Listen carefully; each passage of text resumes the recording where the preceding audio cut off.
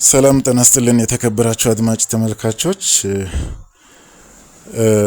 ጥንቆላ ወይም መተት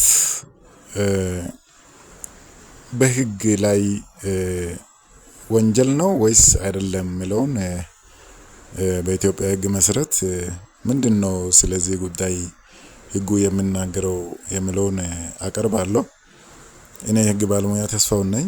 ምናልባት ብዙዎቻችን ጥንቆላ ወይም መተት በሃይማኖት የሚወገዝና የሚከለከል መሆኑን ብቻ አድርጎ ነው የሚያዩት።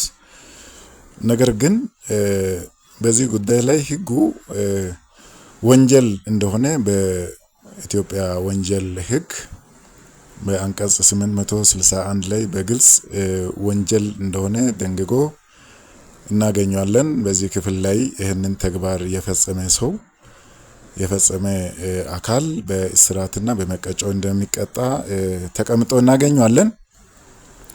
እንግዲህ ምንድነው የዚህ ዋና ነጥቦቹ እዚህ ክፍል ላይ ተቀመጡ ከተባለ እንግዲህ ከሰዎች ሞራል እና እምነት ጋር ተቃራኒ የሆነ ተግባርን በመፈጸም ሐሰተኛ ትንቢት በመናገር ከእግዚአብሔር ጋር አገናኛለሁ በማለት የሰዎች ሀብት ንብረት ላይ ጉዳት ያደረሰ የመዘበረ የሰዎችን የሞራል እና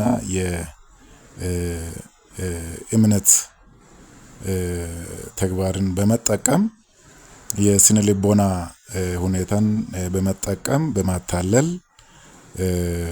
ይህንን ድርጊት በመፈጸም ከሰዎች የተለያየ ክፍያ በማግኘት በኢኮኖሚያቸው ላይ በሀብታቸው ላይ ምዝበራ ወይም ማታለል ተግባርን እየፈጸመ በዚህ ተግባር